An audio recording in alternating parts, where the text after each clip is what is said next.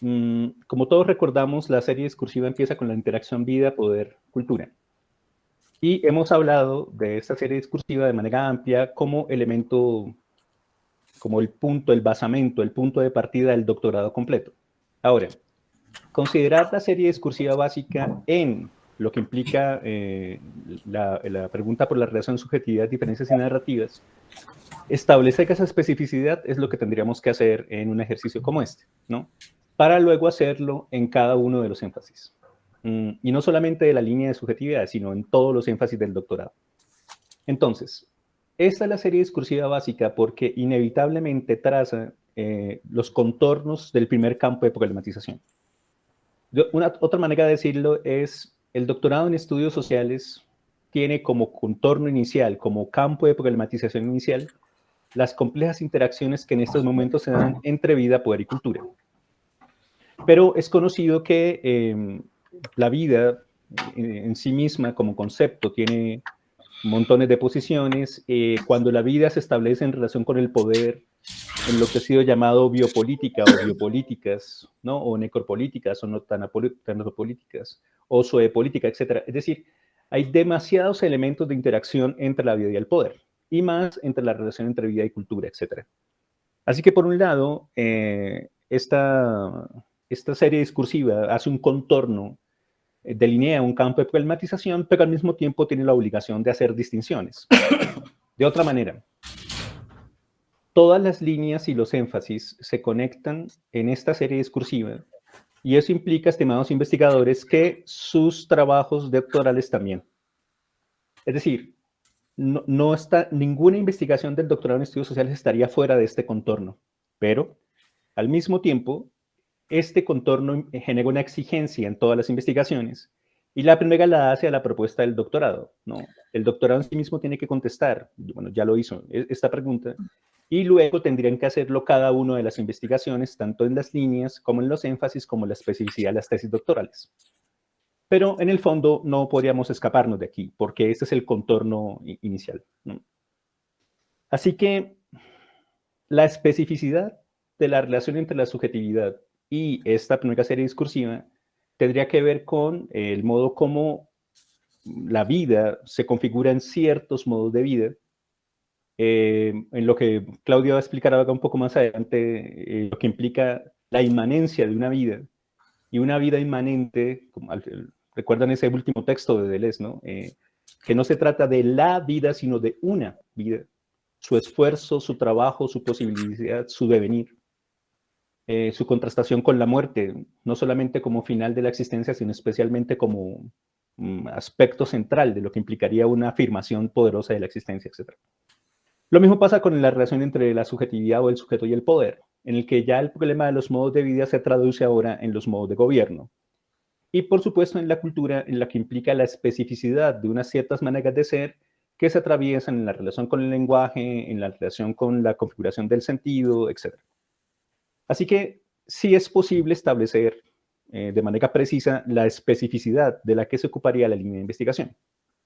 Si esta primera serie discursiva se contrapone a la serie discursiva convergente, en la que se da la relación crítica ficción-experimentación, entonces la cuestión de las especificidades empieza a aparecer.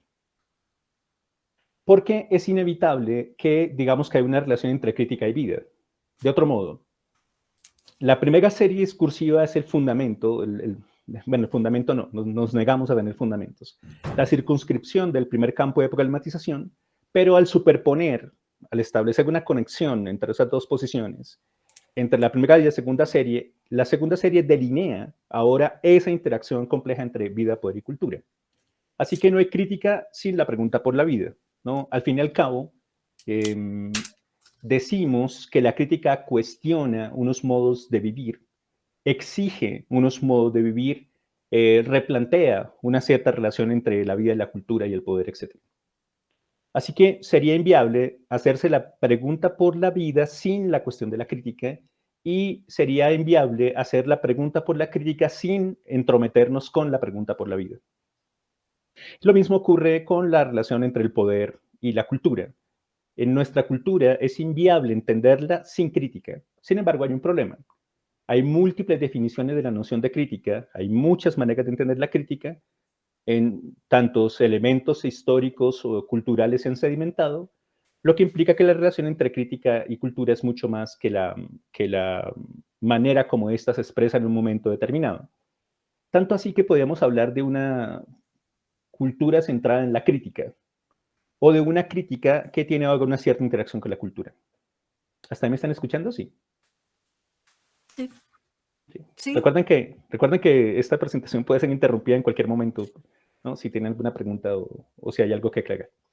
Bien, sin embargo, no siempre las relaciones con la crítica implicaron interacciones con la ficción y la experimentación. Aunque podríamos decir incluso desde Aristóteles, que cuando él define crítica en algún momento de su metafísica en el libro séptimo, y al mismo tiempo lo conecta con la cuestión de la poiesis, con la cuestión poética, pareciera que en efecto siempre ha ocurrido al interior de la crítica una cierta relación con la ficción y la experimentación. Pero debemos reconocer que la relación entre ficción y experimentación es un asunto mucho más contemporáneo. Cuando se reconoce que la ficción es una cierta relación entre el lenguaje y la imaginación, o entre el lenguaje y lo posible, entonces no siempre se ha considerado la relación entre el lenguaje y lo posible desde la aparición de la crítica, ¿no? Tal vez recuerden en la pregunta por lo crítico que realiza Kant, que sería el gran bloque inicial de la crítica, sobre la cuestión estética, la imaginación se convierte ahora en el asunto más problemático. Y aunque Kant no plantea una relación directa con la imaginación, pero sí entiende que hay un problema entre crítica e imaginación, se inauguraría de alguna manera esa relación compleja. Pero todos sabemos que será con la emergencia de la literatura del siglo XX que aparezca esta conexión. Jacques Rancière, veremos eso un poco más adelante, piensa que la interacción entre literatura y ciencias sociales es un asunto interesante como bloque histórico. Así que habría una interacción entre literatura y su problema ficcional en la novela con la epistemología de las ciencias sociales a inicios del siglo XX. Digamos que después de las tres grandes críticas, Marx, Nietzsche, Freud, pero en el fondo no siempre ha sido así, no siempre ha sido de la misma manera, lo que complica la ecuación.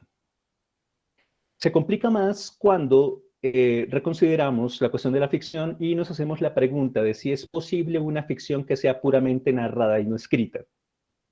En algún momento, especialmente después de la noción de ilustración kantiana, se suponía o se asumía que toda crítica es una sedimentación escrita, ¿no? En la cuestión del uso público de la razón y subsiguiente. Pero en nuestros días, a través de la cuestión de la aparición del enfrentamiento con la gramatología en Derrida, sabemos que la ficción también puede ser narración oral. Y sabemos que en este momento histórico hay un debate acerca de si todo conocimiento social debe ser fijado por la escritura, cosa que la hermenéutica sostiene de manera clara. Debe haber una fijación del texto, de la acción en el texto, mientras por el otro lado aparecen posiciones en las que se dice que el desafío es ahora crear una memoria distinta a la fijación textual. Y por último, claro, la cuestión de la experimentación, en la que la pregunta por la acción se conecta, ¿no?, con la pregunta por los modos de vida, las relaciones de gobierno, etcétera, en la cuestión de la inmanencia de una vida que decide de sí misma, pliega sobre sí misma unas ciertas configuraciones. Pero fíjense que decir esto que estoy diciendo, es ya de alguna manera la especificidad de la línea de investigación, porque no necesariamente esto que estoy diciendo lo entienden así las demás líneas de trabajo. En sentido estricto, lo que estamos diciendo termina siendo ya una cierta delimitación de la interacción entre las series discursivas y la línea de investigación como tal. Adrián, ¿puedo preguntar algo? Sí, claro. Aprovecho para preguntar, ya que estás como hablando en ese sentido. Entre la ficción y la experimentación, ¿cierto? Uno entendería que hay una serie de conexiones, que definitivamente la experimentación es imposible darse sin cierto grado de ficción, o no sé si de imaginación, ¿sí? Yo no sé tú cómo ves esa relación allí. Por ejemplo, Paul Ricoeur en La imaginación en el discurso y la acción reconoce que en el cuasimundo del texto, tanto literario como narrativo, hay una posibilidad para que la imaginación juegue con un campo de posibles. Pero hay un problema, y es que ese campo de posibles es totalmente imaginario, es decir, no se traduce todavía en la acción, cosa fundamental en la experimentación. Así que ya en Kant aparecía ese problema de la imaginación en relación con la razón y la cuestión de la razón práctica. Pareciera que en la cuestión de la ficción literaria o narrativa, ese cuasimundo literario, ese cuasimundo narrativo permitiera experimentar y jugar, Riquet lo dice con todas las letras, un conjunto de posibilidades sin comprometerse con el mundo. Pero lo que sí es cierto es que a la hora de entrometerse con la acción, en el fondo la pregunta ya no es tanto la experimentación, sino la experiencia de la libertad. Es decir, las decisiones que toma un sujeto desde dos preguntas básicas, ¿no? ¿Quién dice que es eso que es? Uno. Y dos, ¿quién actúa? ¿Quién es el agente y en qué consiste esa agencia? Así que en la mitad del paseo, en la pregunta por la experimentación, entre la hermenéutica y otras posiciones teóricas, el problema es la libertad. ¿Qué es eso que significa ser libre y qué relación habría entre libertad y conciencia, por decirlo así, en la hermenéutica? Ahora, cuando se hace la contrastación en la idea de la literatura y la ficción literaria en la cuestión postestructuralista, Foucault va a decir que la ficción es el límite del lenguaje en relación con el sujeto. Y lo primero que va a señalar en el pensamiento de afuera es que la ficción es la muerte del sujeto moderno. Y siendo la muerte del sujeto moderno, la ficción obliga a la literatura a plantear ahora conexiones con lo improbable, con lo otro, que no es únicamente el juego imaginario de un cuasimundo posible, sino un desafío directo a la libertad humana, que tendría su consecuencia en el poner a prueba, que es la definición básica de experimentación, en el poner a prueba un cierto modo de vida. Ahora, si un ejercicio crítico configura, por ejemplo, criterios, hay posiciones críticas que están atacando eso, porque lo consideran todavía demasiado moderno, pero si fuera así, si una posición crítica establece unos criterios que al mismo tiempo permiten asumir, por ejemplo, algunos principios en el marco de la experimentación, entonces el trabajo de la ficción implicaría la pregunta constante por cuáles son los criterios, principios, elementos que hay que tener a la mano a la hora de jugar el juego experimental. Al decir de Deleuze, ¿cuál prudencia? ¿No? ¿Qué reglas habría que traer a la hora de jugar un juego de experimentación? Pero en el fondo el problema sigue siendo el mismo, ¿no? ¿Qué se entiende por libertad? ¿Y qué se entiende por la gente que ejerce su libertad, que la agencia que la lleva a cabo? ¿Y cómo hay un doble plegamiento en ese movimiento? Pareciera inevitable. ¿Sí me están escuchando? Sí. ¿No me están escuchando? Sí, profe, sí se escucha. Sí, sí. Okay. Pareciera inevitable que quien ejerce de alguna manera su libertad, no puede dejar de preguntarse qué es eso o quién, depende si es hermenéutico o no. ¿Qué es eso o quién es quien lleva a cabo esa acción? Y de qué manera eso que está haciendo configura lo que entiende que es.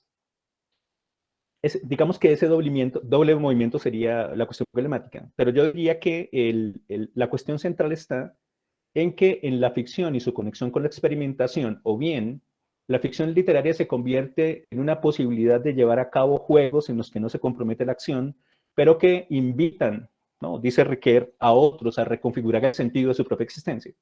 O por el otro lado, la cuestión de la ficción indica un conjunto de límites de lo que entendemos que somos y ahora genera en los marcos deseantes la posibilidad de atravesar líneas diferentes de existencia. Se ponen ahora a prueba como posibilidad de resistencia. No sé si al menos esa distinción quedó clara.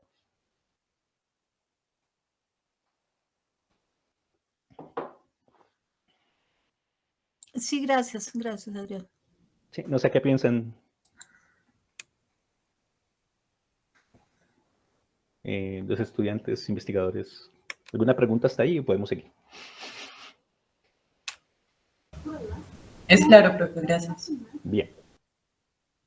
Así que se generaría desde ahí, planteamos en la línea, una geometría ficcional convergente, que recuerdan en esta gráfica que quiere jugar el juego de ser máquina abstracta, y aparecen entonces unas secuencias, ¿no? Lo primero es la problematización emergente, porque pues, es justamente esa problematización la que involucra el análisis que se desencadena.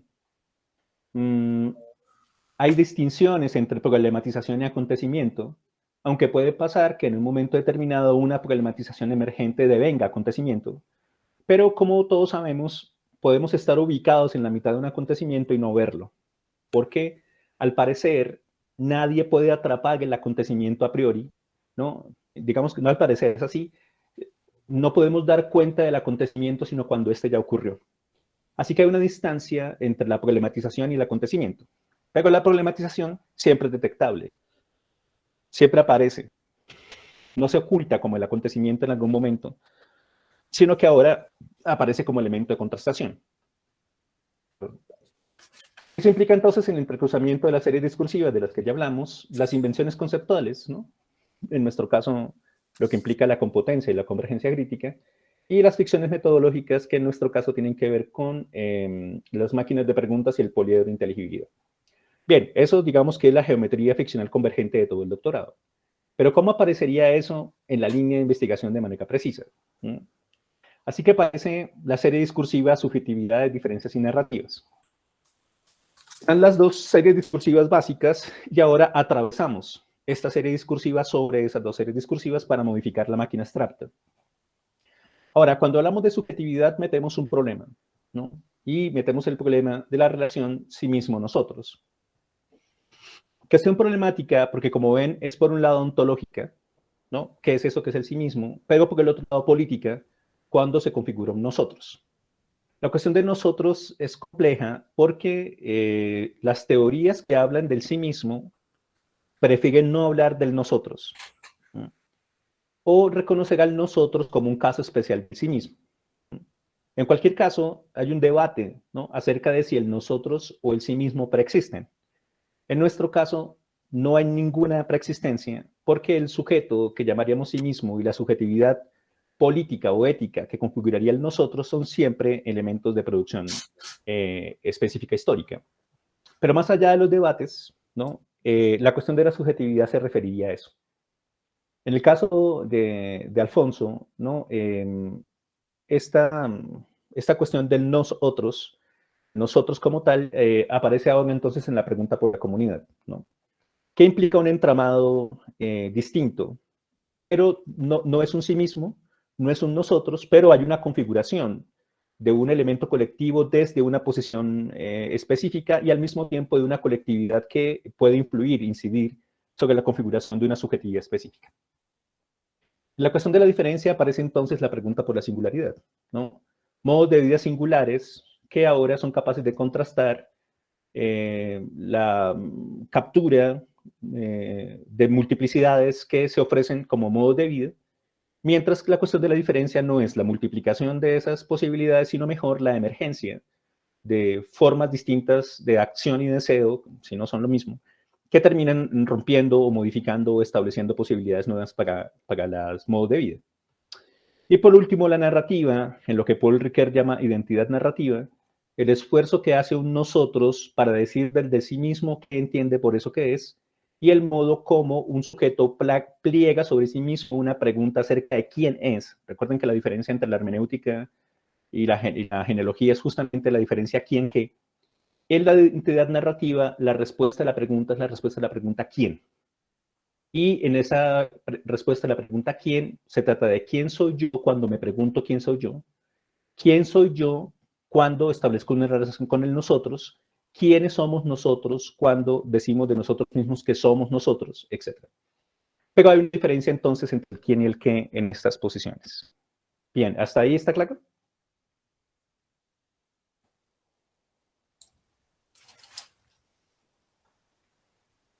¿Sí? Sí. Bien, lo que implicaría entonces la aparición de tres problemas serios en relación con la interacción de la serie discursiva crítica, ficción, experimentación. El primero de ellos tiene que ver con el problema de la crítica del sujeto y el sujeto de la crítica. ¿Cómo así? No habría apenas posición crítica que no cuestionara qué es eso que es el sujeto. Y al mismo tiempo está la pregunta por qué es eso que es el sujeto cuando hace crítica. sabemos, porque ya lo hemos leído muchas veces y lo hemos dicho muchas veces, toda crítica es ubicada, específica, ¿no? Distinto de la primera gran línea crítica cartesiana, que tiene su expresión en Kant, ¿no? De la universalidad, etc. La razón que arma su propio tribunal, no, ya sabemos que eso no es así, pero sin importar qué noción de crítica se plantee, la que sea, desde la orilla teórica que sea, desde la posición que sea, desde la especificidad que sea, todo ejercicio crítico termina cuestionando qué es eso que entendemos que somos y al mismo tiempo le otorga a ese sujeto que hace crítica un cierto lugar. Así que, cuestión problemática porque, por un lado, ¿no? En el análisis que hace Willy Thayer en Tecnologías de la Crítica, un libro que les recomiendo muchísimo que lean, por un lado, aparecería el emplazamiento del sujeto de la crítica como el gran juez, ¿no? El problema del Hirinein, ¿no? Crítica desde el Hirinein griego, ¿no? Desde aquel que hace la crítica. Ese emplazamiento en el que aparecería el gran juez que juzga y dice de ciertos criterios y de ciertos modos qué es eso, qué es lo real, etc. Hasta el cuestionamiento sistemático de esa visión que nos permite entender hoy que no existe ningún juez, que toda sustantividad y toda trascendencia y toda metafísica debe ser cuestionada para ubicar ahora una inmanencia radical que es capaz de configurar posibilidades de existencia. Pero más allá de ese problema histórico, la cuestión sigue siendo un problema central para toda idea de crítica.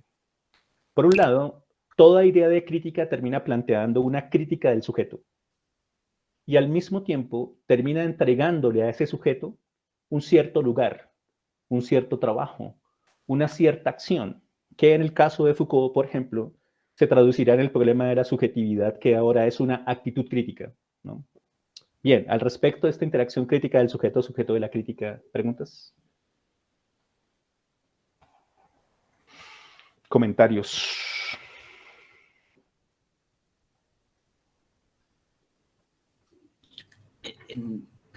Sí, quería preguntarte, Adrián, en esa tensión de la crítica del sujeto y el sujeto de la crítica, ¿cuáles matices y ahí sí énfasis encuentras en nuestros énfasis?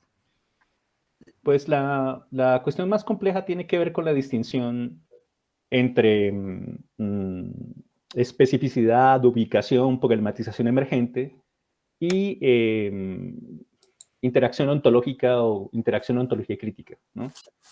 Yo creo que estamos moviéndonos justamente porque las problematizaciones a las que estamos enfrentados nos ubican ahora en una pregunta seria acerca de si los discursos que tenemos sobre el sujeto y la subjetividad hoy son suficientes, ¿no? Si alcanzan a generar eso. Voy a decirlo así, parece, ¿no? Algo que Braithwaite señala, parece haber un cierto agotamiento, ¿no? De las posiciones críticas, especialmente sobre lo biopolítico, en todos los discursos que se han planteado sobre la pandemia y sobre su análisis, ¿no? Y pareciera que el acontecimiento pandémico ha establecido un cierto límite para lo que entendemos que somos, al punto de no saber si en este momento están emergiendo formas nuevas de existencia, cuáles son y cómo desafían esos discursos disponibles. Estamos como ¿cómo decirlo? En el intersticio de un acontecimiento que todavía no somos capaces de aclarar. Pero por el otro lado, existen herramientas tremendamente usadas, bastante pulidas, configuraciones increíblemente poderosas que han emergido, que terminan necesitando modificaciones en relación con la especificidad problemática. Y al parecer entonces hay un doble movimiento. Por un lado, reconocemos que hay voy a decirlo así, unas herramientas que derivan de concepciones comunes que aparecerían con cierto prestigio y tradición al interior de la educación universitaria en ciencias sociales y en otros discursos, pero por el otro, la exigencia de las problematizaciones emergentes al respecto de las posibilidades de esas teorías a la hora de dar cuenta de lo que está pasando.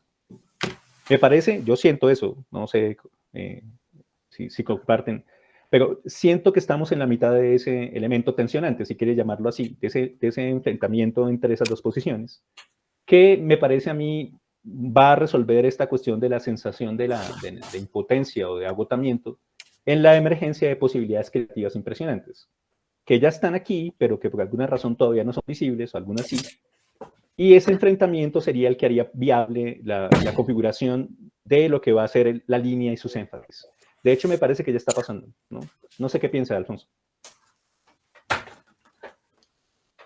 Sí, no, me parece bien interesante. Es decir, que nosotros como línea no lo hemos abordado, o lo hemos abordado directamente, digamos, en otros espacios de eso que tú estás planteando, digamos, de cómo, digamos, este acontecimiento pandémico está visibilizando los límites de lo conceptualizado sobre el sujeto.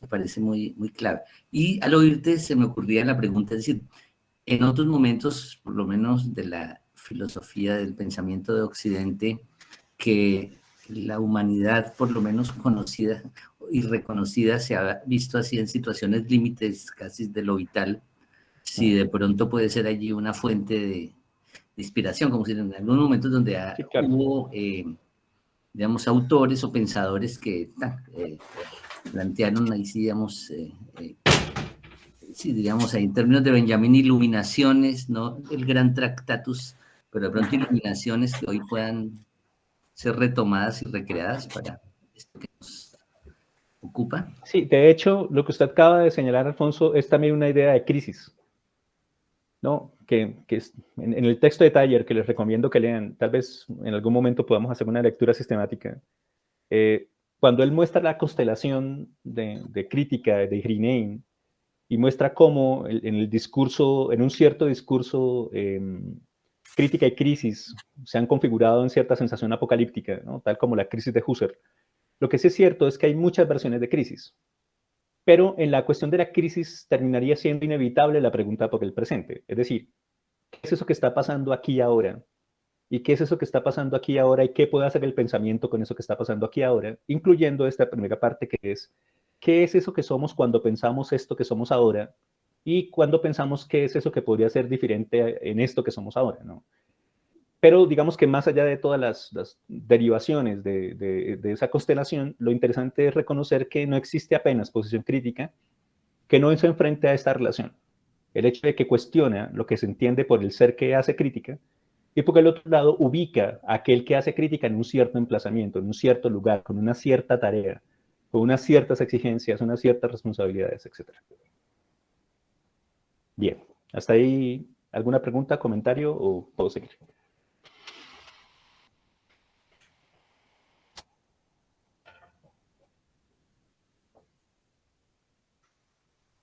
Bueno, si eso queda relativamente claro, entonces aparecería una segunda pregunta, que es la relación entre imaginación, lenguaje y sí mismo. En la pregunta por la ficción, ¿no? Terminan estableciéndose conexiones con las que tenemos que lidiar, ¿no? Y sabemos que ontológicamente hablando, el ser, la realidad, la cultura, la producción del ser, etcétera, está inevitablemente ligada a la cuestión del lenguaje. Así que hay posiciones que incluso van a decir que el sujeto no es otra cosa que el lenguaje que plantea sobre sí mismo, ¿no? Incluso en la cuestión narrativa hay una cierta idea de que eso es así, no somos otra cosa que el lenguaje que tenemos a la mano respecto de nosotros mismos, pero al mismo tiempo en la cuestión del lenguaje, en la aparición de las formas históricas de la literatura contemporánea, lo que el lenguaje muestra especialmente en la literatura es la disolución de esos límites iniciales que se han configurado acerca de lo que somos, los esquemas de transgresión, la aparición de otros mundos, la consideración de otros mundos posibles, termina cuestionando lo que hemos dicho sobre nosotros mismos para plantear ahora posibilidades completamente nuevas en el marco del devenir. Así que sin importar qué posición implique, ¿no? Es inevitable que exista una relación entre crítica y ficción a la hora de reconocer que no hay ninguna crítica que se haga sin lenguaje y que al mismo tiempo la pregunta por el sujeto está completamente sumergida en la cuestión del lenguaje. Pero estamos hablando de una interacción compleja, que es la relación entre el lenguaje y la imaginación, porque tanto una posición como otra, como, digamos como el espectro de las preguntas por el sujeto, necesariamente averiguan, quieren saber cuál es el lugar de la imaginación en eso. En visiones distintas piensen en la cuestión del imaginario y piensen también en la cuestión de la ideología como aspecto problemático y la ubicación de ese imaginario, esa ideología, esa imaginación en interacción con el lenguaje y la pregunta por el ser que está ahí, ¿no? Si el lenguaje es la casa del ser, diría Heidegger, cosa que hay que debatir, o que como ya Sloterdijk les mostró, es más bien una idea nietzscheana, no se trata de que el lenguaje sea la habitación metafísica de lo que somos, sino que diversos lenguajes aparecen cuando diversas posibilidades de vida ubicadas en diferentes posiciones y por ciertas relaciones problemáticas hacen aparecer la pregunta por lo que somos. Pero es inevitable. Es decir, no podríamos apenas lanzar la pregunta por lo que somos aquí ahora en relación con la crítica sin tener en cuenta esta posición problemática, que por supuesto es la cuestión de la ficción. Hasta aquí, preguntas, aportes.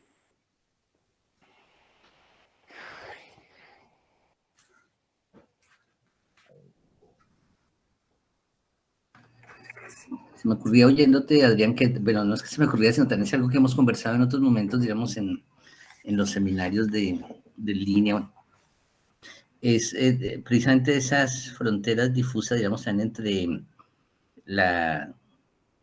digamos, la identidad, digamos, narrativa o la que se construye, digamos, en la identidad de la literatura y estas reflexiones sobre el lenguaje, y en últimas, digamos, sí, digamos, también, digamos, identidades culturales o las mismas diferencias que se construyen, digamos, en lo social, digamos, todas son, digamos, ficcionales. Y se me vino autoficcionales a la cabeza un poco con lo que les comentaba al comienzo de que falleció recientemente una profesora argentina que se llama Leonora Fug. Y entonces ella citaba, estaba buscando rápido en internet, a una autora francesa, Robin. Estoy buscando aquí Regine Robin, que hablaba como de como autoficción narrativa, era algo así, o sea, tendría que yo explorar. Entonces me vino ese link,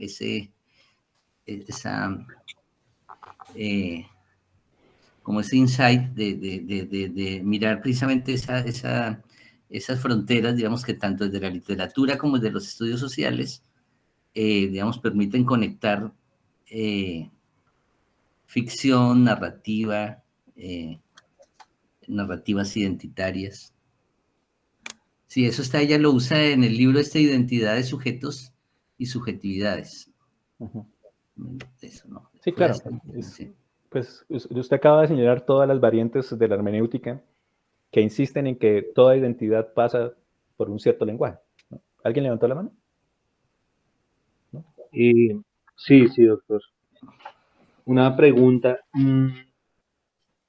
Es decir, no me queda del todo claro, pero la diferencia entre imaginario e imaginación pasaría porque lo imaginario tiene una relación con lo ideológico y la imaginación con lo ficcional, pero los dos, digamos, tendrían en medio justamente el lenguaje como esa posibilidad justamente de establecer la relación con la cultura en términos ideológicos o en términos de nuevos mundos posibles.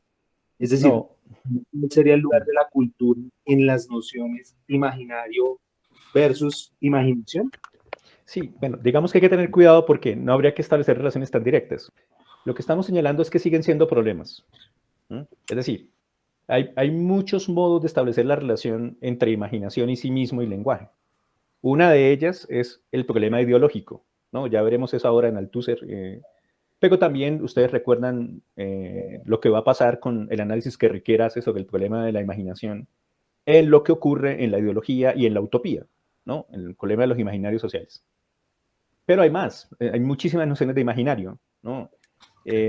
Para Taylor, el imaginario es lo que está en el trasfondo de la acción de una cultura específica. Y ahí hay unos debates con estas otras ideas de ideología, etc. Pero digamos que más allá de eso, la relación imaginación-lenguaje sí mismo es el problema que no puede soltar ninguna posición que diga que está haciendo crítica. Lo que estoy señalando es, no se trata de la ficción en sí misma, ¿no?, sino de la ficción en su relación con la crítica y la experimentación. Porque claro, si nos ubicáramos específicamente o solamente en el problema de la ficción, supondríamos que se trata de ella únicamente como elemento estético, si le parece. Pero cuando conectamos la ficción con la interacción entre crítica y experimentación, este problema emerge. Es decir, es inevitable que hagamos una crítica de lo que somos al mismo tiempo que nos ubicamos en un cierto lugar en tanto que seres que hacen crítica, pero eso no puede hacerse sin esta cuestión problemática. El hecho de que el sujeto que dice de sí mismo que está haciendo crítica o que está ubicado en una cierta relación con la crítica, tiene que lidiar con el problema de la interacción entre lo que entiende por sí mismo, unos ciertos modos del lenguaje y un lugar de la imaginación en eso. Ahora sí me expliqué, Alexander. De pronto un complemento. Muchas gracias. Otro que puede complementar es, claro, como lo dice el profesor Adrián, en cada uno de esos conceptos pues hay incluso diferentes, digamos, posiciones, vertientes, corrientes, incluso algunas incluso totalmente, digamos, contrarias. Entonces, descartando, digamos, no porque, sí, por algún prejuicio, sino pues para que en este debate de pronto no es lo pertinente, digamos, ideas de lo imaginario, por ejemplo, en Lacan o algo, en lo que yo he leído más en el campo, digamos, de la antropología cultural, claro, la noción de imaginario, de lo imaginario o imaginario cultural, sí conecta, como lo ha dicho el profesor Adrián, digamos, con la cultura, pero digamos como con esos subfondos, con esos subterráneos profundos de la cultura, que, digamos, organizan, digamos, los grandes, digamos, símbolos, imágenes, que de pronto en cada realidad, digamos, histórica, cultural, pues asume formas diferentes, o sea, decir, sí, la iluminación, el sol, la luz, todo lo que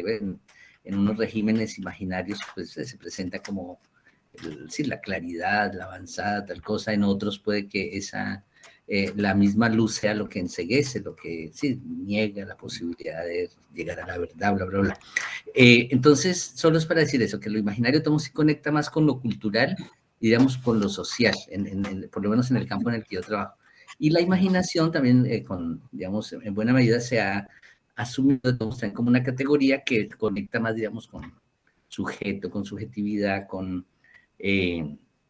digamos, con esa dimensión, digamos, más, digamos, psicológica, que precisamente, digamos, posibilita, incluso hay debates que si es facultad, que si no es facultad, si es una herramienta, un medio, que precisamente ha permitido, digamos, que los seres humanos, digamos, en particular, pues podamos ir más allá, digamos, de lo dado, de lo evidente, y por eso es muy clave con eso que nos ha comentado Adrián, que conecta pues con el campo de posibilidades, digamos, la imaginación nos permite ir más allá siempre que de lo que está establecido conceptualmente, normativamente, culturalmente. Entonces, si hubiera una tenue distinción, yo lo colarizaría en esto de lo imaginario más, en una clave más social, cultural, y la imaginación en una clave, digamos, más de sujeto y, digamos, en una dimensión más psicológica. A mí me parece que, me parece de todas maneras que el aporte de Lacan frente al registro del imaginario también termina siendo interesante. Claro. Fíjate que es un poco más estrictamente lo que él habla de lo imaginario, no el imaginario, sino el registro de lo imaginario, es más como en el sentido de pensar en imágenes, como en esas formas de pensar anteriores a lo simbólico, sí. Pues, anteriores a lo racional, pues por decirlo de alguna manera, ¿cierto? Como donde se piensa de una manera figurativa, más en figuras, y que tiene que ver más con la fase del espejo, con las primeras etapas de desarrollo del niño, y que después, más adelante, ¿cierto? Puede ser parte de todo lo que llaman pues el delirio psicótico, toda esta cantidad de procesos, ¿cierto? Que se empiezan a dar ya dentro de las patologías. Entonces, digamos, a diferencia de tener una relación muy con lo social, es más una relación de un imaginario muy en relación con el inconsciente y muy en relación como con las primeras formas de pensamiento que se empiezan a dar. Ok. Gracias. Digamos que Entonces, más allá de si, o sea, de qué tradición deriva cada una de estas definiciones, lo que sí se debe resaltar es el hecho de que esta problematización aparece. Es decir, no podríamos hablar de crítica hoy y de la crítica de lo que entendemos que somos y de las posibilidades que tendríamos de ser si no se dan estas relaciones complejas, ¿no? La tercera de ellas es justamente el problema de la puesta a prueba de los modos de vida en la cuestión experimental. Aunque transformar la vida, reconfigurar el sentido de la existencia, o la pregunta espiritual por el sentido de la existencia hoy, el propósito de la existencia hoy, que es una de las preguntas más consultadas en los diferentes elementos esotéricos que están disponibles de consumo. ¿Cuál es el propósito de mi existencia? La pregunta por el propósito de la existencia, que sería, digamos, de alguna manera el epítome de lo que implicaría la relación entre hermenéutica y sujeto, o por el otro, la pregunta por las posibilidades de existencia, ¿no?, que se ponen a prueba en determinada acción. Digamos que en la mitad de eso está el debate entre lo que significa cuál vida. ¿Cuál vida llevar a cabo cuando cuestionamos lo que entendemos que somos aquí y ahora desde un conjunto de posibilidades que reconfiguramos a través de la imaginación en el lenguaje y que cuestionamos al punto de poner en nuestra libertad, en el ejercicio de nuestra acción, en nuestro agenciamiento, una manera específica de ser? Así que este elemento convergente delinea ahora de manera mucho más precisa lo que implicaría los aspectos convergentes al interior de la línea de investigación en la que estamos. Las experimentaciones subjetivas serían, por un lado, habría que reconocerlo, la persecución del propósito o del sentido de la existencia para averiguar cómo se realiza esa existencia, o por el otro, sería poner en juego unas ciertas maneras de ser que a través del análisis crítico permiten entender o bien cómo estoy ubicado yo en un cierto imaginario social que me entrega unas ciertas expectativas acerca de lo que debería ser mi existencia, pero también me exige, ¿no? Me hace unas exigencias respecto de lo que supuestamente debo ser en el doble movimiento entre ideología y utopía. Pero al otro lado está la pregunta crítica por cómo unas ciertas configuraciones gubernamentales otorgan incluso la pregunta por el sentido de mi existencia como núcleo de un modo de gobierno que ahora articula, ¿no?, esa exigencia de ser de cierto modo a un conjunto de estrategias para mantener los sujetos en ciertos términos de control. Más allá de esos extremos, porque estoy haciendo visibles dos extremos solamente, en ese espectro que aparece, la configuración de estos elementos termina siendo, digamos, la interacción compleja y problemática. Ahora, ¿cómo se daría esto en el énfasis pragmáticas de sí, antropotécnicas y cuerpos otros? En primer lugar, cuando Foucault propone un ser relacional, ¿no?, el sujeto como un ser relacional, y va a insistir en el hecho de que no somos otra cosa que el conjunto de prácticas que implicamos sobre nosotros, que practicamos sobre nosotros, que por un lado han sido producidas y reproducidas por la cultura en dispositivos y modos de gobierno, pero por el otro son la pregunta acerca de qué posibilidad tendríamos de modificar esos asuntos. En la cuestión de la antropotécnica, cuando Sloterdijk quiere generar un continuum naturaleza-cultura de una manera distinta, pero vinculada a lo que hace Braidotti, está señalando que somos seres pontificiales en tanto en cuanto plegamos sobre esta vida orgánica técnicas, trabajos, ejercicios, repeticiones, configuraciones, y no seríamos otra cosa más que ese movimiento, por un lado, producido por la cultura y la dominación, pero por el otro, en la oportunidad y en la pregunta por lo que podemos ser de un modo distinto. En esa orden de ideas aparece entonces la cuestión de la ficción, ¿no?, en los marcos teratológicos de la literatura, del cine, pero también en la pregunta por modos otros de ser que se dan desde las relaciones con la neurobiología o la química. Lo que sí es cierto es que en esa configuración corporal, el sujeto ya no es únicamente una entidad racional que dice de sí misma qué puede ser y qué puede alcanzar a través de su trabajo racional, sino a través de su ejercicio corporal, en el que pone a prueba unos ciertos modos de ser, en los que lo primero que está es el cuerpo, sus fuerzas, sus potencias, sus afectos, sus devenires, y no un cierto pensamiento sobre qué es eso que deberíamos hacer para luego ubicar el lugar del cuerpo en eso que deberíamos hacer. Esa tremenda inversión en la que el cuerpo se pone de primero, en la que el sí mismo no es otra cosa que el cuerpo, para decirlo con Nietzsche, implica ahora experimentaciones durísimas con el cuerpo que están emergiendo hoy, que van desde modificaciones víricas hasta interacciones con la máquina, etcétera, el biohacking, pero por el otro también lanza la pregunta por lo posible en su relación con la captura tremenda que tiene en los discursos cinematográficos contemporáneos, en las relaciones con la pantalla, en los que pareciera, insisto, pareciera que las posibilidades múltiples del ser hoy en relación con el cuerpo quedaran agotadas por las mutaciones genéticas que ya anticipa la ciencia ficción o el cine de ciencia ficción, o las interacciones con lo teratológico que viene del espacio exterior, o de aquello que viene de la profundidad y la complejidad de la tragedia humana de la existencia. Pero todo eso termina siendo el campo fuerte de aparición de la pregunta por lo que podemos ser en las relaciones con nuestros cuerpos y en las relaciones con su producción y su posibilidad. En un poner a prueba un cierto trabajo con el cuerpo y con su potencia. Así que, digamos que la especificidad que está aquí se hace ahora más específico en el énfasis cuando pragmáticas de sí, antropotécnicas y cuerpos otros reconocen un punto común que es el desplegamiento de unas técnicas y unos ejercicios y unas actividades culturales, de unos elementos de diseño que un sujeto puede plegar sobre sí mismo en el marco actual, al mismo tiempo que ubica como núcleo problemático de esa interacción el cuerpo y su potencia.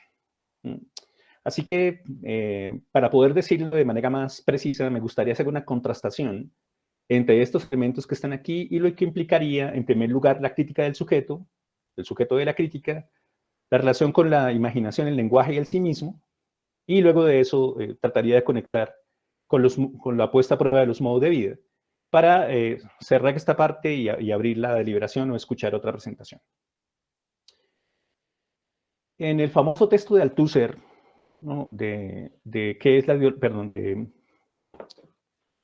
de la filosofía como arma de la revolución, ¿no? Aparece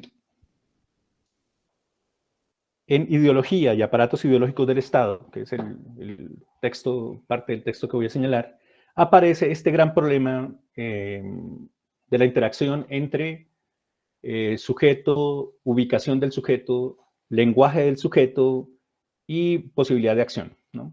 Dice Althusser, o Althusser, ¿no? Como que sí, los sujetos caminan por sí mismos. Todo el misterio de este efecto reside en los dos momentos primeros del sistema cuádruple del que acabamos de hablar. Antes de este fragmento hay como lo repite aquí, entonces no lo ubico. O si se quiere, en la ambigüedad del término sujeto. En su acepción corriente, el término sujeto significa, en efecto, una subjetividad libre, un centro de iniciativas consciente y responsable de sus actos. 2. Un ser sometido, sujeto a una autoridad superior y por tanto privado de toda libertad, salvo la de aceptar libremente su sumisión. ¿Sí me están escuchando? Sí. Sí, señor. Sí, Adrián. Esta última observación nos da el sentido de esta ambigüedad que refleja el efecto que la produce. El individuo, ojo, es interpelado en tanto que sujeto, paréntesis libre, para que se someta libremente a las órdenes del sujeto con mayúscula, para que acepte libremente, por tanto, su sujeción. Aquí aparece entonces ese sujeto con ese mayúscula que es tan problemático a la hora de revisar qué es eso que somos. Althusser, como lo recuerdan, va a decir que hay un sujeto con ese mayúscula, reconoce que ese sujeto ha sido producido por cuestiones históricas, culturales, económicas, ¿no? Especialmente económicas, con Marx, pero reconoce que ese sujeto con ese mayúscula existe. Y le otorga ahora a ese sujeto con ese mayúscula un lugar de dominación, en el que la libertad, ese centro de iniciativa propia, etcétera, esa agencia, no es otra cosa que la obediencia disfrazada por la ideología al sujeto con ese mayúscula. Por tanto, para que cumpla por sí mismo los actos y los gestos de su sujeción. Solo hay sujetos para y por sujeción. Y en esta afirmación aparece el sujeto con esa mayúscula como elemento sujetador, ¿no? Aquel que sujeta. Cuestión problemática porque la ideología aparece ahora como correlato cultural, discursivo, del lenguaje, de la configuración del sentido, de una acción que se plantearía como libre cuando realmente está disfrazada, ¿no? Efecto de engaño, de determinación especular, de movimiento especular del sujeto sin S mayúscula, el sujeto con S mayúscula, etc., en las que en el fondo no hay realmente libertad sin revolución. Más allá de todo esto que todos conocemos, todos hemos leído esto, hemos leído a Marx, ¿no? Pero digamos que más allá de todo esto, fíjense cómo aparece en una afirmación como esta el triple movimiento del que les he hablado como posición. Por un lado, Althusser está señalando que hay que criticar al sujeto y al mismo tiempo le otorga al sujeto de la crítica un cierto lugar. ¿Ven? La crítica del sujeto y el sujeto de la crítica. Al mismo tiempo, establece una relación con la interacción imaginación, lenguaje, sí mismo, porque va a decir que eso que somos está plagado necesariamente de ideología y ubica nuestras posibilidades de la acción y la libertad desde la determinación de la sujeción derivada de lo ideológico. Yo no quiero decir que esta sea la verdad. Estoy diciendo que esta verdad, a pesar de ser una de las posiciones más conocidas, está de alguna manera reflejando eso que les estoy diciendo respecto al triple movimiento problemático que implica la pregunta por el énfasis y por la línea, ¿no? La crítica del sujeto y el sujeto de la crítica, la imaginación, el lenguaje y el sí mismo, o lo que entendemos que somos, y al mismo tiempo la puesta a prueba de modos de vida o el problema del sentido de la existencia. No sé si frente a este fragmento se quiera señalar algo, se quiera comentar algo.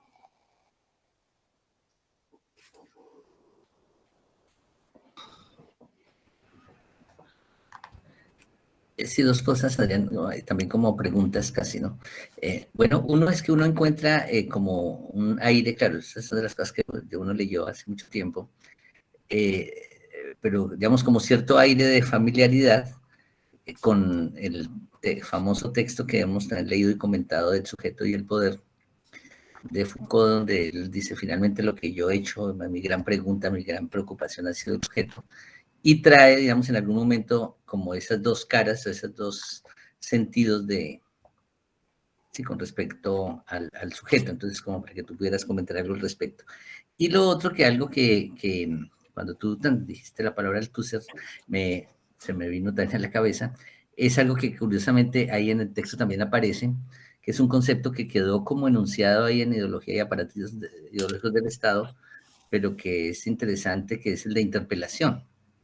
Que incluso él en alguna parte lo dice casi así, casi narrativamente, que dice más o menos como si la ideología le dice a cada sujeto, hey tú, sí, hey tú, Sí. es decir, y es, digamos, como explica esa conexión entre lo ideológico y cada sujeto, digamos, que se come el cuento que es sujeto y que Sí. y actúa.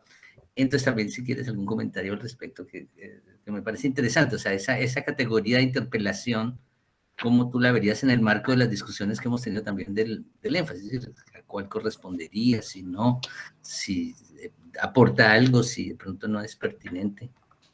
Pero en su momento Sí, era pues, muy poderosa, diríamos. se trata de reconocer que en el fondo el problema sigue siendo el mismo. Porque pues el doctor Martínez está muy callado. El doctor Martínez ha trabajado este texto varias veces. Doctor Martínez, ¿sí nos está escuchando? Sí. Sí, Jorge, lo para estoy que hagas tu escuchando, aporte doctor. después, Vea. Me ve preocupado afilando, porque no... ve No, afilando lo que pasa es que estoy con el celular porque tengo problemas de energía eléctrica acá, Ah, ok. entonces estoy Ok, listo. cuidadoso con la Está siendo señal, cuidadoso con la energía, con la potencia. con la potencia. no problemas con energía tuya, sino. Sí, También, con también. con la composición. Entonces decía que en el fondo, Alfonso, alguien podría acusarnos aquí de decir que en el fondo el problema sigue siendo el mismo. Y el problema sigue siendo la verdad. Porque, ¿qué es eso que es verdad? Y cómo eso que es verdad determina la acción o la posibilidad de la acción del sujeto es justamente lo que está metido en la mitad de esto, ¿no? En los ejemplos muy sencillos que ubica Althusser en este texto, ¿no? Que usted saluda a los demás o que va a misa o que dice tal cosa y la afirma de lo que está pasando y su relación con lo ideológico, en el fondo el problema sigue siendo que el sujeto de la crítica, ¿m?, es aquel que tiene que ser capaz de desnudar lo ideológico para poder ver la verdad que está detrás de él. Y la crítica del sujeto tiene que ver con el hecho de que hay un sujeto producido por ese sostenimiento de la verdad de la ideología que ahora tiene que moverse a su posición en la que cuestiona ese marco ideológico. Así que digamos que sí, digamos, de alguna manera todavía el problema de la verdad está aquí, ¿no? Pero por el otro lado, ese moverse hacia, ¿no? Que va más allá del reconocimiento propio que se da en los vínculos ideológicos, porque Althusser señala que parte de lo que implica que uno esté en un marco ideológico es que puede reconocer a los otros que están ubicados en eso. Está la otra parte en la que el cuestionamiento, que hace una pregunta por cuál es la verdad que se produce ahí y cómo influye en la acción, nos ubica ahora en una posición distinta, ¿no?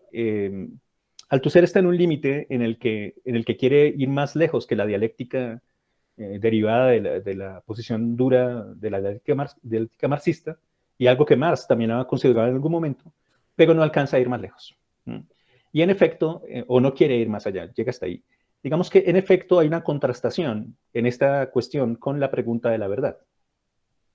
Entonces, en la relación sujeto, verdad y poder, no voy a traer aquí el texto de sujeto y poder, sino el de qué es la crítica. Foucault muestra, incluso aquí, que el de sujetarse implica ahora no solamente un trabajo de reconocimiento de lo ideológico, sino especialmente el ejercicio de dar cuenta de cómo unos efectos de poder se vinculan con unos discursos de verdad y cómo una verdad termina atada a unos elementos del poder. Así que en este momento, es 1978, antes del sujeto y el poder, que es el 83, Foucault está mostrando de alguna manera que la interacción sujeción-desujeción es parte de un ejercicio de política de la verdad en las que se juega la configuración de la verdad y sus efectos de poder y al mismo tiempo las regulaciones gubernamentales y la manera como se afincan o utilizan estratégicamente interacciones con la verdad. Y aunque ambas, tanto la anterior como esta, están ubicadas en una posición histórica en la que se reconoce que los modos del poder funcionan de cierto modo, los aparatos ideológicos del Estado versus la gubernamentalidad, lo que está diciendo Foucault aquí es que siempre y en todos los casos el sujeto crítico es capaz de cuestionar cómo ha sido configurado por unos efectos de poder derivados de unos discursos utilizados por una modalidad gubernamental para decir, en 1978, el primer movimiento que es el movimiento del no. No ser gobernado de esa manera, no por estos, no de estas razones, no sin tener en cuenta esto, para luego organizar y desencadenar un aspecto más positivo, que es lo que tendrá en cuenta en 1980 con subjetividad y verdad. Pero digamos que en este primer movimiento hay un punto de enlace, ¿no? Que es la interacción con la verdad, una verdad que ahora tiene efectos de poder.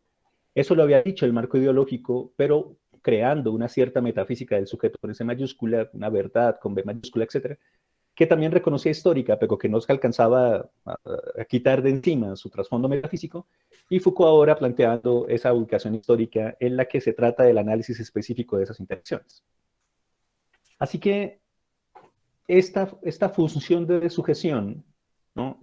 Será para Foucault en 1978 el primer movimiento de lo que le permitirá después decir en 1980, la subjetividad es el modo como un sujeto subjetiva una cierta verdad desde el trabajo crítico que le permite entender cuál ha sido la verdad que ha sido configurada para sí y que tiene como efecto de poder su propia existencia, para preguntarse si tendrá otra a la mano, si llevará a cabo otra manera de ser, etc.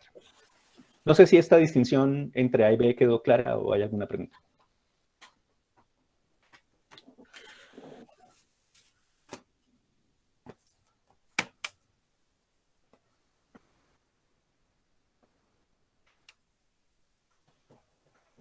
Sí quedó clara, estimados estudiantes, al menos sáquenme de la angustia pedagógica. Alex Sí, tiene levantada la mano.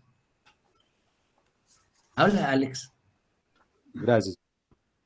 Profe, una pregunta. Cuando el sujeto justamente utiliza la crítica como esa herramienta que le posibilita, digámoslo, comillas, empezar a descomponer, a desnudar esas ideologías a través de esos efectos de poder que genera mediante esos discursos de verdad. Surge la pregunta, entonces, por el cómo, pero no como el cómo desde la postura de investigadores sociales o como sujetos que han estudiado la crítica, sino el cómo desde personas del común. Es decir, uno diría, más allá pues del coraje de o de una relación un poco ético-política, la crítica en sí necesitaría unas herramientas metodológicas o cómo el sujeto de alguna manera se enfrenta no solamente al primer movimiento, es decir, no ser gobernado de esa manera, sino más allá de eso, el ejercicio del cómo se vería reflejado en los sujetos aquí ahora, no necesariamente en la posición de investigadores sociales. Sí, claro. Usted tiene toda la razón en eso, ¿no? En un debate con la Facultad de Filosofía de la Universidad de los Andes, se nos interrogaba si en efecto la única posibilidad de la resistencia es plantear una anterioridad de la crítica, algo así como primero está la crítica y luego viene la resistencia, ¿no? Ese elemento que terminó siendo problemático en ese momento, pero que ahora tenemos claro, señala que no necesariamente la crítica es un corpus que define una situación total y da cuenta de esa situación para establecer ahora sí el plan estratégico a considerar. Eso porque en el fondo hay una cierta sensación, ¿cómo decirlo? O una cierta determinación que sedimenta totalmente el trabajo crítico cuando la crítica no es otra cosa que un devenir. Por eso Foucault lo dice bello aquí, ¿no? Lo dice en movimiento, un movimiento que por un lado es sujeción, un movimiento por el otro lado que es de sujeción. Ese movimiento constante implica que no hay posibilidad de fijar la crítica. Y tampoco hay posibilidad de decir qué clase de pensamiento es. No se puede decir que es plenamente filosófica o que es totalmente filosófica. Tampoco se puede decir que es puramente literaria. Es decir, parece un elemento intersticial, ¿no? En el que se ubican muchas posibilidades, una cierta convergencia extraña ahí, que tienen por elemento característico, para Foucault, desencadenar este juego. El juego de la política de la verdad. Es decir, las relaciones sujeción de sujeción. Claro, en la pregunta por el cómo, hay muchas maneras en las que un cierto análisis de las relaciones entre la verdad y el poder permitirían al menos considerar unos puntos estratégicos, ¿no? Foucault dice unos puntos de ataque. Pues si la genealogía tiene consecuencias políticas es porque siempre hace visible dónde hay que atacar y por qué, porque señala los efectos que han producido ciertas verdades, etc. Pero no necesariamente esta definición de crítica agota todos los elementos que hacen posible que unos sujetos se desujeten. ¿Cómo desujetarse de? ¿No? Voy a poner por caso en la interpelación que hizo Alfonso un poco antes. Es conocido que los indígenas Awá enfrentaron la dominación paramilitar escogiendo hablar solamente su propia lengua, manteniéndose en su imaginario, organizando su cosmovisión, creando una especie de inmunidad lingüística, pero también de inmunidad comunitaria respecto del invasor. Así que la cuestión es así. Hay un invasor armado que quiere tomar las tierras de los Awá para convertirlas en elemento de dominio paramilitar y los Awá resisten con su gran poder que es su lenguaje.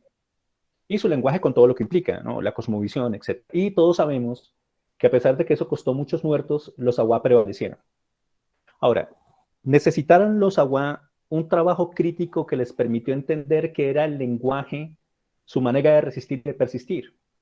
Bueno, lo que realmente hicieron fue hacer un consejo de ancianos en los que dejaron claro que los signos del cielo y de la tierra eran volver. Y era volver a lo que eran. Pero esa dinámica estaba dejando claro que los Awá no eran los anteriores de la tradición. Eran lo que estaban haciéndose en ese enfrentamiento con la máquina de guerra que estaba a punto de destruirlos.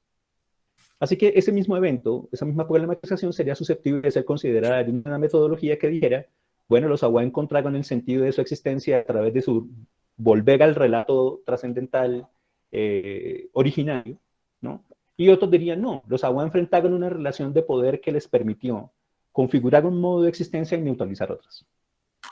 Así que digamos que hay una gran diferencia entre hacer visible una problematización, en tanto que investigadores sociales podemos ver cómo funciona o tratar de investigarlo, y otra, en ser un sujeto comprometido en una cierta lucha que ahora se hace la pregunta de cómo enfrentar determinada sujeción. Pero para eso, debería ya al menos tener claro en qué consiste esa sujeción. No sé si me expliqué, Alexander. Claramente, profe, muchas gracias. Bien, bien. No sé si frente a lo que acabo de decir, Claudia o Alfonso, quieren decir algo, Jorge. No, Adrián, muchas gracias. Bien. Entonces, continuando con lo que implicaría esa cuestión problemática, cuando se dice la crítica del sujeto y se dice el sujeto de la crítica, pero al mismo tiempo se trae el problema de la relación lenguaje, imaginación, sí mismo, y al mismo tiempo la pregunta por o el sentido de la existencia o la puesta a prueba, Foucault propone en este texto que no es tan conocido, que es una conferencia que hizo en una universidad norteamericana, Foucault dice que quizás el único lugar, ¿no?, de todo el trabajo de Foucault en el que da una definición de sí mismo, y eso porque en la interacción con la facultad en la que está, se lo pregunta, ¿no? Está en la Facultad de Filosofía de la Universidad de Toronto. Entonces Foucault dice, el sí mismo no es otra cosa que las relaciones con uno mismo. El sí mismo es una relación. El sí mismo no es una realidad, no es algo estructurado o dado de antemano. Es una relación consigo mismo. Creo que es imposibilidad del sí mismo otra definición que esta relación y este conjunto de relaciones. En el curso del 83, del gobierno de sí y de los otros, Foucault va a sistematizar esta cuestión de las relaciones en el problema de la pragmática de sí. Pragmática de sí, en tanto se reconoce que esta relación consigo mismo siempre está ubicada en la interacción con unas técnicas de gobierno de sí mismo o de otros, una práctica de sí, ¿no? Una tecnología de sí, una técnica de sí. Pero el primer problema es esta interacción relacional. Pregunta, ¿de verdad estamos listos para reconocer que no somos una sustancia, sino que no somos otra cosa que el emerger constante de un cierto modo de ser que se da en un conjunto de relaciones que ha sido producido por la cultura por un lado, pero por el otro tiene la posibilidad de volver sobre sí mismo por configuración histórica? Ese volver sobre sí es un asunto histórico que ahora le permite cuestionar incluso la manera como vuelve sobre sí mismo para ser de otro modo. Ese gran problema de la ontología relacional es un asunto que no necesariamente tienen claro muchos elementos de investigación, porque dicen, por un lado, que su sujeto está ubicado, es específico, tiene unas relaciones precisas con su problematización, pero por el otro, terminan manteniendo una cierta idea fija de lo que entienden por sujeto, que es punto por punto lo que le pasa al tu ser y el problema del sujeto con S mayúscula. Digamos que en lo que implicaría el énfasis, ¿no?, el gran problema ontológico es este, pero en lo que implica la relación con la línea, en la pregunta por qué es eso que es el sí mismo y los elementos convergentes, no habría un dado, sino un posible, no habría un dado, sino un configurado, no habría un dado, sino un producido, y al mismo tiempo habría un posible que no es únicamente una cuestión de la imaginación, sino un posible que se ejerce, se agencia, se lleva a cabo en un cierto modo de existencia. En la particularidad de los cuerpos otros, esa manera de existencia invierte un privilegio de lo interior y un privilegio de la razón, etcétera, para ubicar la encarnación, la afectación y la determinación dada por las relaciones entre la química, la física, la neurobiología, etcétera, para proponer maneras de existencia desde la alteración de ese cuerpo y su potencia, que ahora adquiere, en la relación compleja con el capitalismo, adquiere ser el núcleo central de, por un lado, esa captura, pero por el otro lado, la resistencia. Si desde este énfasis se señala que aquí existe una gran posibilidad crítica que configuraría modos de existencia nuevos, incluso en términos espirituales, es porque para el énfasis es justamente esa relación el núcleo de la captura del capital. Desde una innovación que ahora quiere totalizar la idea de creatividad, suponiendo que la creatividad y su exceso es solamente innovación, y que ahora desafía esas variantes de ofertas de modo de existencia típicas del capitalismo contemporáneo, que derivan elementos de consumo, incluso de consumo espiritual, para señalar que emergen relaciones corporales de otras maneras, interacciones, naturaleza, cultura de otro modo, modalidades biopolíticas y sociopolíticas otras, que ahora provocan la visibilización de ese punto complejo de anclaje del capitalismo y al mismo tiempo sus formas de resistencia. Otra manera de decir eso, una consecuencia metodológica necesaria es algo que ya hemos conversado varias veces respecto de lo que implica la pragmática de sí, que tiene que ver con el punto de contacto entre las técnicas de gobierno de los otros y el gobierno de sí mismo. Y esa consecuencia es justamente un asunto histórico que implica una revisión de cómo es que los sujetos han vuelto sobre sí mismos, desde qué técnicas, con qué efectos, para hacer qué cosas. y que tendría, en este texto es El origen de la hermenéutica de sí, una conferencia del 83, y de otro modo ya aparece en Historia de la Sexualidad 2, en Modificaciones, dar respuesta a esta pregunta. ¿Cuáles son las formas y modalidades de la relación consigo mismo para las que el individuo se constituye y se reconoce como sujeto? Pero fíjense que está necesariamente vinculado con la cuestión relacional de la que hemos hablado.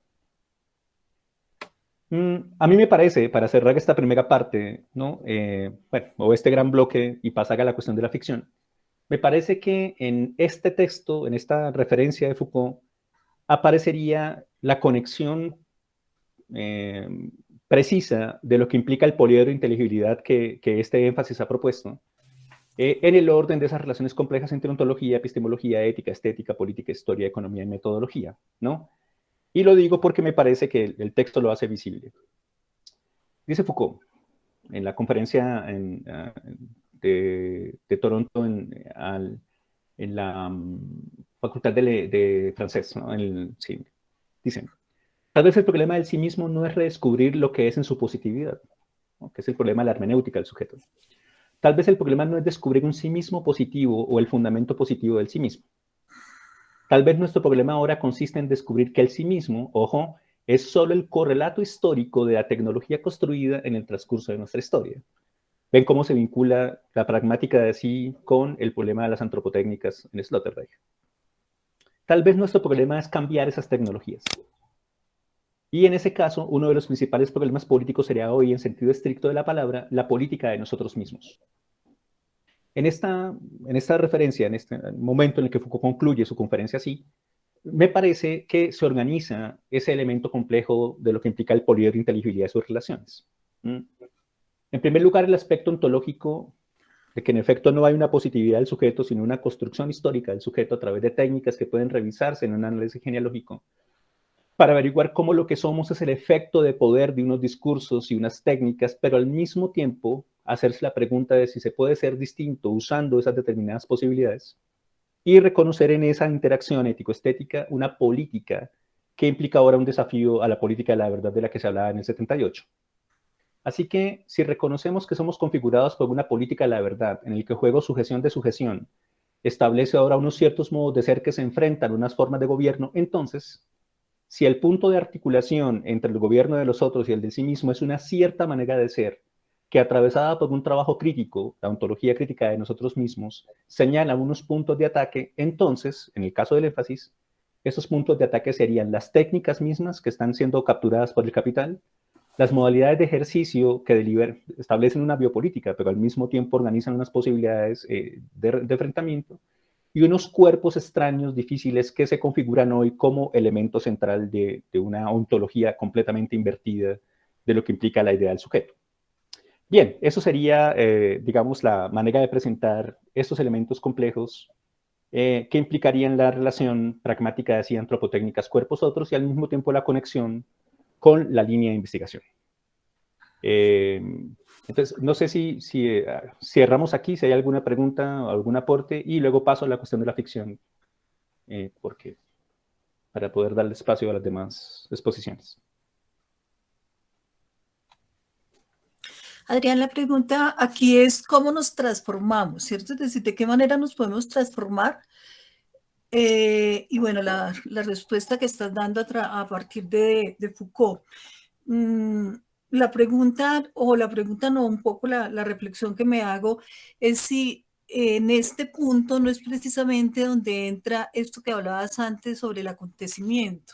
Es decir, si no es necesario realmente que surja algo desde el azar, desde el caos, desde lo que nos está significando, para que sea precisamente eso que llega de afuera lo que permite las transformaciones.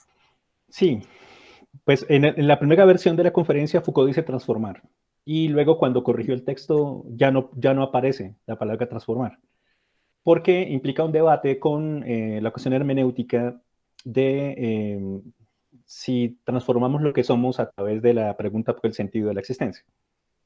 Como hay un debate ontológico ahí, no toda reconfiguración de las relaciones del sujeto son transformación, pero muchos elementos de transformación son usados, o ideas de transformación son usadas en formas de gobierno que derivan, por ejemplo, en Sloterdijk, en el imperativo haz de cambiar tu vida.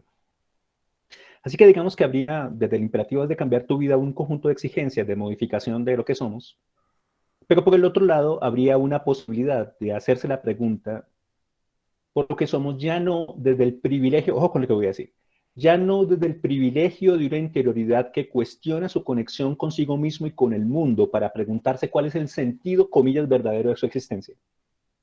Que es, hay un momento en que la noción de transformación se parece mucho a eso. A reconocer que la ontología relacional de lo que somos implica la emergencia de problematizaciones en la que lo que somos no queda intacto frente a ellas.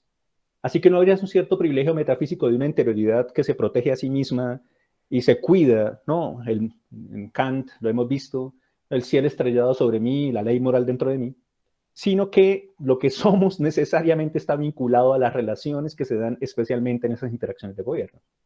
Claro, Deleuze dirá que en efecto, en el marco inmanente del plano de inmanencia, tendrá que ser un movimiento de fuerzas el que colisiona, conecta, compone, desafía, deriva, establece una desviación del segmento, y pareciera que entonces el afuera tiene un cierto privilegio. Pero no se trataría, y ambos lo saben, tanto Foucault como Deleuze lo saben, no se trataría de reproducir la dialéctica adentro-afuera, o interioridad-exterioridad, sino reconocer que esas relaciones que llamamos interioridad-exterioridad no son otra cosa que efectos de poder sobre mí mismo, de unas ciertas verdades que he configurado, según las cuales incluso yo tengo un interior y un exterior. Pero en el marco del plano de inmanencia, lo que implicaría el plano de inmanencia, por ejemplo, como plano de organización, es evidente que unas ciertas interacciones de segmentación establecen lo que debo ser al punto de pedirme que yo sea el empleado perfecto, la pareja perfecta, el estudiante perfecto, el profesor perfecto, etc. O al menos eficiente, o al menos exitoso. Y cuando todo eso ocurre, pareciera que ese afuera es un exterior. Pero sabemos que en el plano de inmanencia no hay exterioridad. Más bien, se trata del hecho de que unas fuerzas sociales se mueven, producen las líneas, trazan las líneas y hacen fluir los flujos deseantes. Pero aquí se trata de reconocer que interioridad y exterioridad son efectos de poder de unos discursos, porque lo que somos realmente es la configuración compleja de esas modalidades relacionales. Al punto de establecer que hoy, pues a pesar de que se dice que no debe haber metafísica, muchas posiciones sobre el sujeto en investigación social están insistiendo en un cierto privilegio de interioridad, en el que el sujeto haría una crítica sobre sí mismo y encontraría por fin hacia dónde debe transformarse, etc., cuando lo que está diciéndose es que no habría un privilegio en la interioridad, sino un privilegio del trabajo histórico que permite entender cómo terminamos siendo lo que somos. No sé, Claudia, si hablé demasiado rápido. No, está bien. Tal vez el concepto de transformación le dio una dirección distinta a la pregunta, pero no importa, gracias.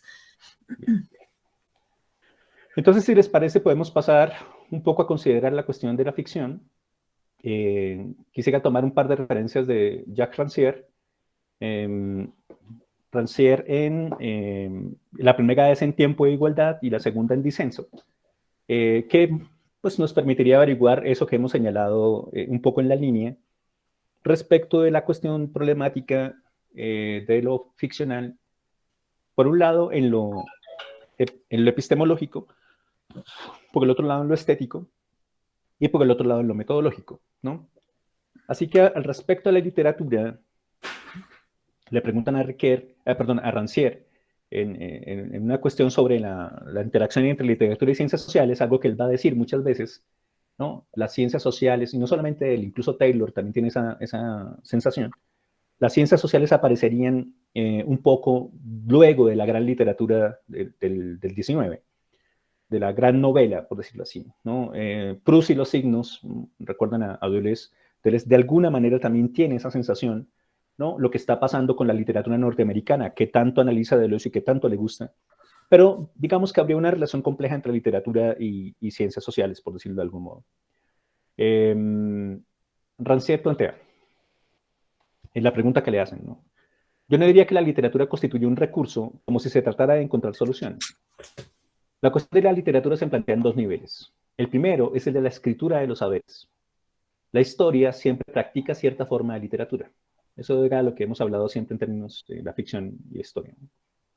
Esta forma de literatura configura cierta disposición del paisaje. Recuerden que Rancière tiene una comprensión espacial de lo que implica la interacción con lo sensible.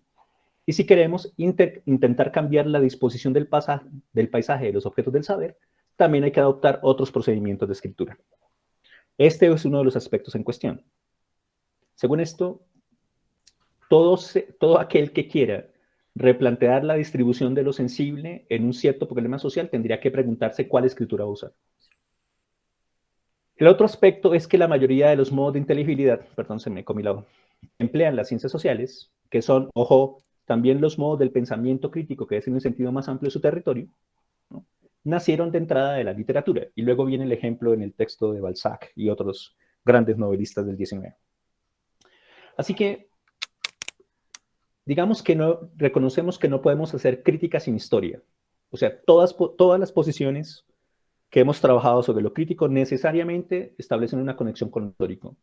Pero, al mismo tiempo, la reflexión contemporánea sobre la historia parece tener muy claro que no hay historia sino en tanto que ficción, o que la historia ficciona de alguna manera, o que hay ficción histórica que ahora debe contraponerse a unos ciertos elementos de veredicción que le piden reglas, contraposiciones con documentos, monumentos, etc. O en el problema de la memoria, ¿no? La memoria y su cambio constante, su elemento dinámico. Pero más allá de eso, aparecería un problema histórico en el que cierta comprensión de lo social emerge de las reflexiones de los novelistas que ponen en ese trabajo estético literario, y por el otro lado el hecho de que las comprensiones acerca de lo que somos se ven conectadas con ese ejercicio histórico, de tal manera que replanteamos lo que entendemos por nosotros mismos porque replanteamos las ficciones que hemos organizado sobre nosotros, que será punto por punto lo que señale Foucault en el pensamiento del afuera. Rancière señala este elemento que me parece que es central, ¿no? Y aquí termino. La literatura de ese momento se convirtió en una poderosa máquina de autointerpretación y autopoetización de la vida. Rancière está muy cerca, por eso se me atraviesa, de las cuestiones hermenéuticas, ¿no? De alguna manera todavía señala que hay un trabajo de interpretación en la sociedad y se muestra cómo en el ejercicio literario hay una interpretación, pero fíjense, el movimiento de autointerpretación es el movimiento complejo, pero también el de autopoetización de la vida, es decir, la configuración de cierta existencia. Para cerrar con lo que ya había señalado desde el principio, ¿no? La crítica del sujeto, el sujeto de la crítica, pero necesariamente el lugar de la imaginación, el lenguaje y la pregunta por el sí mismo. Y Rancière lo dice aquí con todas las letras, ¿no? A ver, Rancière. Autointerpretación, en el sentido de que quien escribe la novela del 19 y sus derivaciones posteriores, necesariamente se ubica en ese relato de cierto modo para establecer una cierta interpretación de sí en el análisis que hace de sus emociones, sus conexiones con lo social, su propia práctica, pero por el otro lado una autopoetización porque produce estéticamente su existencia, porque está produciendo un relato con ciertos requisitos o con ciertas tendencias de estilo, y cuando hace eso, entonces aparece ese doble movimiento que es típico de la subjetividad. ¿Qué es eso que somos? Y cómo configuraríamos una cierta existencia aquí y ahora. Y ahora las consecuencias epistemológicas, por supuesto, que convierte cualquier pedazo de la vida cotidiana en un signo de la historia y cualquier signo de la historia en un elemento poético. Sobre la cuestión de la ficción hay mucho más que considerar, ¿no? No he querido traer aquí las cuestiones complejas de Foucault, porque, pues, fíjense ya todo el tiempo que hemos gastado en establecer esto. Pero en el texto, en la entrevista que Trombadori le hace a Foucault acerca de qué es eso que es el libro como experiencia, ¿no? La experiencia límite, la cuestión de la configuración del marco histórico analítico, quizás sea uno de los pocos lugares donde Foucault dice con todas las letras que su trabajo es ficcional, que es ficticio, que es ficticio en tanto en cuanto es una cierta construcción que tiene por objeto servir como herramienta para y que provoca una cierta experiencia en el lector, ¿no? Quizás es el único lugar donde lo diga de esa manera tan amplia, pero para proponer esa exigencia al respecto de un trabajo filosófico, ¿no? O del suyo al menos, que es el hecho de poder reconfigurar, poner en cuestión el bloque en el que está ubicado un sujeto que ahora se conecta con esa reflexión y reconoce que debe pasar por un trabajo crítico que le permita entender quién es o cómo pasó que sea y cómo podría ser diferente. Que es una manera distinta de decir esto. La cuestión de la autointerpretación y la autopoetización de la vida, que me parece que condensa de manera precisa el conjunto de relaciones problemáticas que acabo de señalar.